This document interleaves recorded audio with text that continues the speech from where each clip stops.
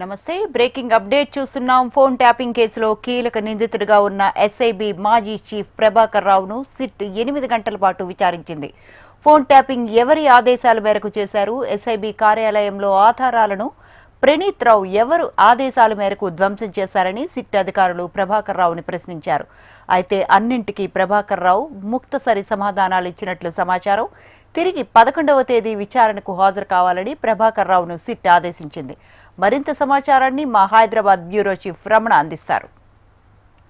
Phone tapping కేసులో మాజీ chief Prabhakar రావును దాదాపు 8 గంటల పాటు సుదీర్ఘంగా సిట్ విచారించింది. ఆ సిట్ చీఫ్ విజయ్ కుమార్ నేతృత్వంలో ఈ విచారణ కొనసాగింది.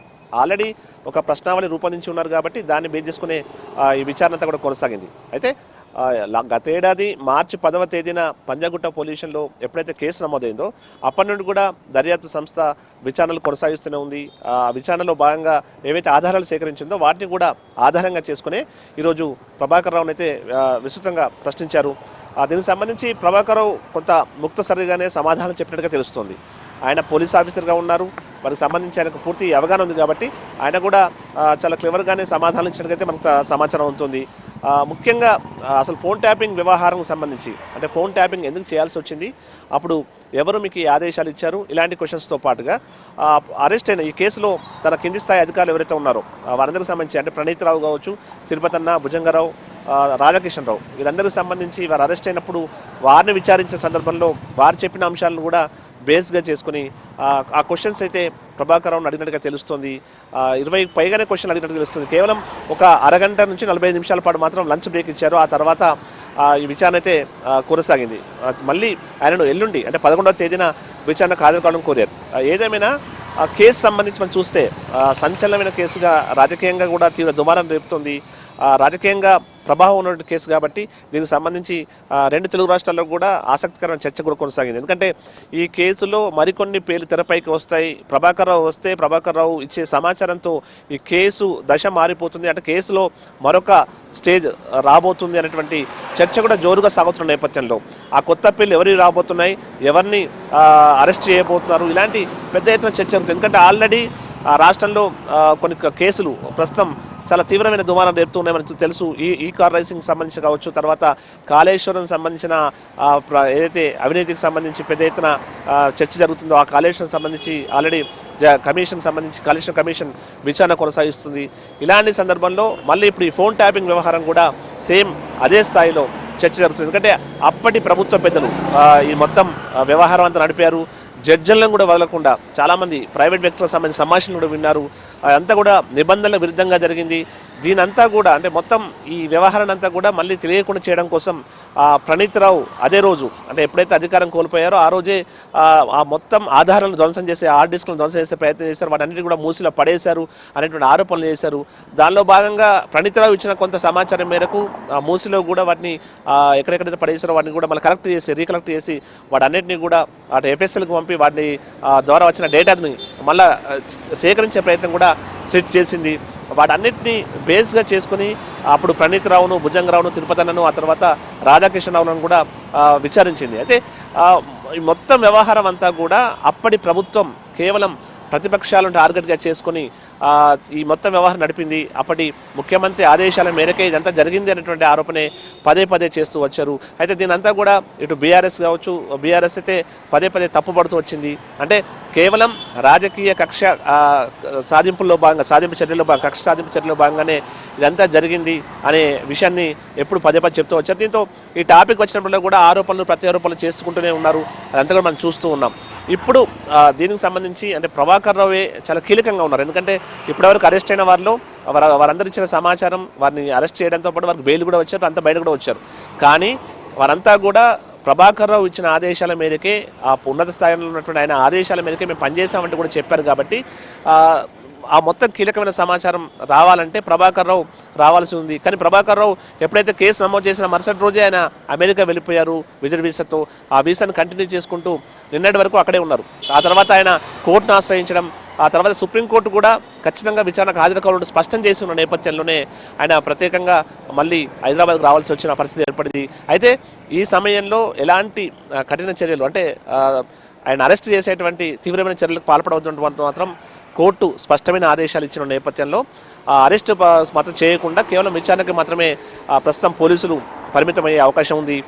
అయితే ప్రభాకర్ రావు విచారణ సందర్భంగా మాత్రం చాలా విషయాలు, అంటే ప్రతి ఫోన్ ట్యాపింగ్ సంబంధించి రివ్యూ కమిటీ ఉంటుంది. ఆ రివ్యూ కమిటీ ఏవైతే ఆదేశాలు ఇస్తుందో ఆ ఆదేశాల మేరకే మేము పనిచేయాల్సి ఉంటుంది. రివ్యూ కమిటీలో నేను సభ్యుడిగా లేను. రివ్యూ కమిటీని మరి మీరు అరెస్ట్ అయినప్పుడు వారిని విచారించినప్పుడు నన్ను మాత్రం ఎందుకు విచారిస్తున్నారనేది కూడా ఆయన ఎదురు ప్రశ్న వేసినట్టుగా కూడా కొంత మనకు సమాచారం అయితే ప్రాథమికంగా అందుతుంది.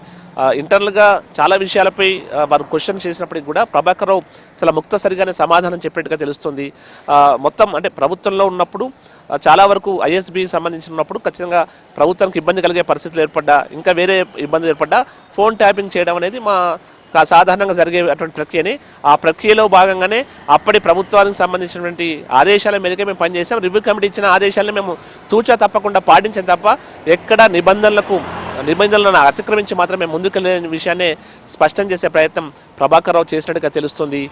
సిట్ అధికారులు ఎన్నిసార్లు ఆయనను వివిధ రకాలుగా ప్రశ్నించి అతని నుంచి సమాధానం రాబట్టే ప్రయత్నం చేసినట్టుగా తెలుస్తుంది. ఎందుకంటే ఈ కేసు ఇంకా ముందుకెళ్లాలన్నా, దర్యాప్తులో కొంచెం దూకుడుగా మరి సిట్ ముందుకెళ్లాలన్నా కూడా, ఈ కేసు నిరూపితం కావాలన్నా కూడా ప్రభాకర్ రావు స్టేట్మెంటే ఇప్పుడు కీలకం. మొత్తం కేసులో ఆయన A1గా ఉన్నారు కాబట్టి ప్రభాకర్ రావు సంబంధించిన సమాచారమే ఇప్పుడు కీలకంగా మారిన నేపథ్యంలో కేసులో ఛార్జ్షీట్ వేసుకుని మళ్ళీ ఇంకా మరింత ముందుకెళ్లేందుకు దీనికి బాధ్యులపై చర్యలు చేపట్టాలన్నా కూడా ఖచ్చితంగా ప్రభాకర్ ఇచ్చే స్టేట్మెంటే, ప్రకటించేటువంటి ఆయన ఏవైతే చెప్తున్నారో ఆ ఆధారాలను బేస్గా చేసుకుని దర్యాప్తులో ముందుకెళ్లే అవకాశం ఉంటుంది. కాబట్టి సిట్ ఈ విచారణను చాలా చాలా ఇంపార్టెంట్గా చూస్తుంది. అందుకే ఆయన రప్పించడం కోసం తీవ్రమైన ప్రయత్నాలు చేసింది. రాష్ట్ర కేంద్ర ప్రభుత్వం సహకారం కూడా తీసుకొని మొత్తం మీద ఆయనైతే హైదరాబాద్కి రప్పించగలిగారు. హైదరాబాద్ రప్పించిన తర్వాత ఆయన నిన్నంతా కూడా హైడ్రామా కొనసాగింది. మరి ఆయన వచ్చిన తర్వాత ఈరోజు విచారణకు హాజరవుతారా కాదా అన్నటువంటి సస్పెన్స్ కొనసాగింది. ఎందుకంటే సుప్రీంకోర్టు 10వ తేదీ వరకు 10వ తేదీ లోపల విచారణకు హాజరవుతారంటూ కూడా సుప్రీంకోర్టు కానీ చెప్పి ఉన్నారు. కాబట్టి ఆయన ఈరోజు విచారణ అవుతారా లేదా, రేపు వస్తారన్న విషయంలో కొంత సస్పెన్స్ కొనసాగింది. కానీ 11:30 ప్రాంతంలో ఆయన సిట్ కార్యాలయం, జూబ్లీహిల్స్ పోలీస్ స్టేషన్ సిట్ కార్యాలయం చేరుకున్నారు. విచారణకు హాజరయ్యారు. దీంతో ఆ సస్పెన్స్కి తెరపడింది. అయితే మొత్తం 8 గంటల పాటు ఆయనను సుదీర్ఘంగా అయితే విచారించారు. మళ్ళీ ఎల్లుండి అంటే 11వ తేదీన ఆయన విచారణకు హాజరు కావాల్సింది కూడా కోరారు. ఈ క్రమంలో మరి ఈరోజు ఆయన నుంచి రాబట్టిన అంశాలతో పాటుగా ఈ 2 రోజులు అంటే రేపు కూడా టైం ఉంది కాబట్టి మళ్ళీ కొత్తగా ప్రశ్నలు రెడీ చేసి కొంచెం టెక్నికల్ ఎవిడెన్స్ కూడా బేస్గా చేసుకుని అటు లీగల్ సంబంధించిన వాటిని కూడా తీసుకొని, లీగల్ అభిప్రాయాలు కూడా తీసుకొని మళ్ళీ సిట్ ముందుకెళ్లే అవకాశం ఉంటుంది. ఎందుకంటే ఒక సీనియర్ పోలీస్ అధికారిగా ఇలాంటి విచారణలు ఎదుర్కోవడం పెద్దగా ప్రభాకర్ రావు కష్టం కాదు. కాబట్టి మరి ఆయన నుంచి ఇంకా మరింత సమాచారం రాబట్టాలంటే మరింత టెక్నికల్గా ముందుకెళ్లాల్సి ఉంటుంది. కాబట్టి సిట్ అధికారులు కూడా దానికి సంబంధించి కొంచెం దృష్టి సారించే అవకాశం ఉంటుంది. ఎందుకంటే కేసు అయితే ఖచ్చితంగా కీలక దశలో ఉంది. ఈ క్రమంలో ప్రభుత్వం కూడా, ఇప్పుడున్న ప్రభుత్వం కూడా పదే ఆరోపణలు గత ప్రభుత్వంపై చేస్తూ వస్తుంది. చాలా వరకు ప్రైవేట్ వ్యక్తులను వదలకుండా కూడా అందరి వ్యక్తిగత జీవితాలకు సంబంధించి కూడా ఫోన్ ట్యాపింగ్ చేసి నిబంధనలను ఉల్లంఘించారనేటువంటి ఆరోపణ ప్రభుత్వం కూడా పదే చేస్తుంది. ప్రభుత్వం కూడా ఈ కేసును ప్రతిష్టాత్మకంగా తీసుకుంది. ఇలాంటి సందర్భంలో రాజకీయంగా ప్రాధాన్యత ఉన్న కేసు కాబట్టి ఇప్పుడు ఈ కేసులో మరి కీలకమైన ఆధారాలు సేకరిస్తే తప్ప ఈ కేసులో ముందుకెళ్ళే పరిస్థితి లేదు. మరి బీఆర్ఎస్ సంబంధించిన నాయకులు అయితే కావచ్చు, వారంతా చాలా ధైర్యంగానే మాట్లాడుతున్నారు. వారంతా కూడా అసలు ఈ కేసులో ఏమీ లేదు, ఈ కేసు మామూలు కేసు అంటూ కూడా కేటీఆర్ పదే మాట్లాడడం కూడా మనం చూసాం. ఇలాంటి సందర్భంలో మరి ప్రభాకర్ రావు ఒకవేళ అంటే తను అప్పుడు ఆ ప్రభుత్వంలో ఉన్న పెద్దలు ఇచ్చినటువంటి ఆదేశాల మేరకే నేను ఈ మొత్తం ఫోన్ ట్యాపింగ్ చేశానని కొన్ని ప్రైవేట్ విషయాలు ఏమైనా చెప్పగలిగితే అప్పుడు మాత్రం కేసు కొంత బలం చేకూరే అవకాశం ఉంటుంది. అప్పటి ప్రభుత్వ పెద్దల్లో ఎవరు ప్రధానంగా ఆయనకు ఆదేశాలు ఇచ్చారు అవన్నీ ఆ పేర్లన్నీ తెరపైకి వస్తే అప్పుడు వారికి కూడా నేరుగా నోటీసులు జారీ చేసే అవకాశం ఉంటుంది. నోటీసులు వరకు జారీ చేస్తే అప్పుడు కేసు ఖచ్చితంగా మరొక టర్న్ తిరిగే అవకాశం అయితే కనిపిస్తుంది. తీవ్రమైన చర్యలు ఉంటే ఎవరిని వదిలిపెట్టబోం, ఖచ్చితంగా చాలామంది జైలుకి వెళ్లాల్సి ఉంటుందని ముఖ్యమంత్రి రేవంత్ రెడ్డి కూడా పదే ఈ మధ్యకాలంలో మనకు సభల సందర్భంగా ఆయన మాట్లాడిన విషయాలు కూడా మనం చూసాం. ఇలాంటి పరిస్థితుల్లో మరి వచ్చే రోజుల్లో ఫోన్ ట్యాపింగ్ ఎలాంటి టర్న్ తిరగబోతుంది, ఎలాంటి పరిణామాలు మనకు దారి తీయబోతున్నాయి అనే విషయాన్ని మాత్రం మరికొన్ని రోజులు చూడబోతున్నాం. ప్రభాకర్ రావు చెప్పే విషయాలే ఇక్కడ కీలకంగా మారబోతున్నాయని మాత్రం కాదన్నది నిజం. ఇప్పటి వరకు అంటే దాదాపు ఏడాది పైగా దాటిపోయింది కాబట్టి ఇప్పటివరకు సిట్కి సంబంధించి చాలా ఆధారాలు సేకరించామని చెప్తున్నారు.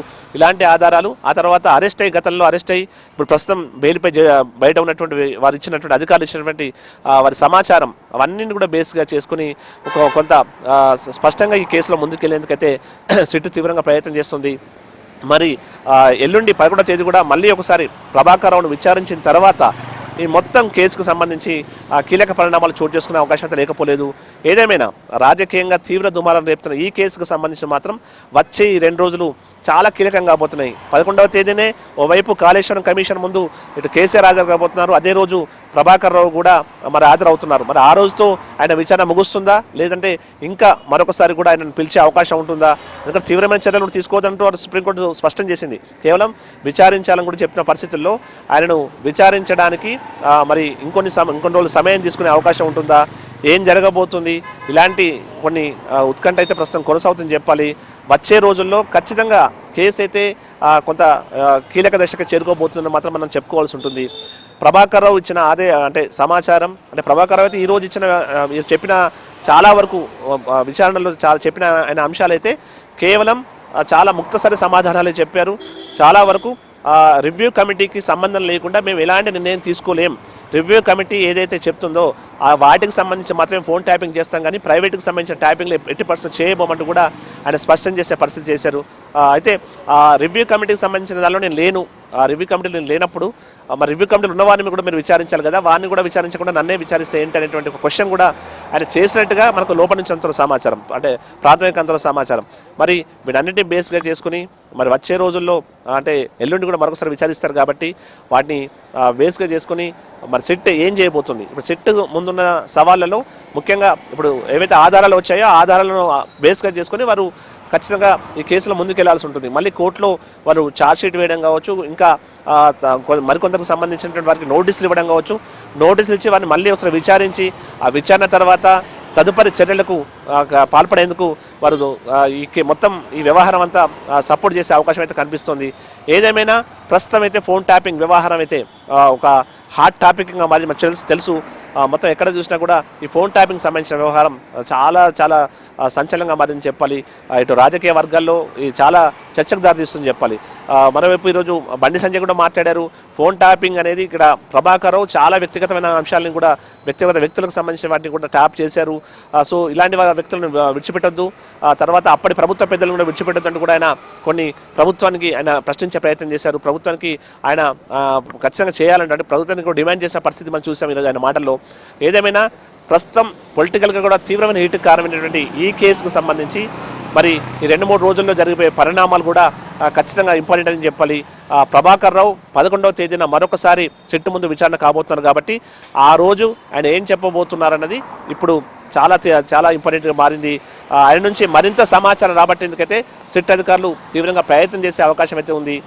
11వ తేదీ ఆయన విచారణ హాజరైన తర్వాత ఆ రోజుతో ముగిస్తారా, లేకుండా మరొకసారి ఆయన విచారణకు పిలుస్తారని మాత్రం వేచి చూడాల్సి ఉంటుంది. Right, thank you Ramana.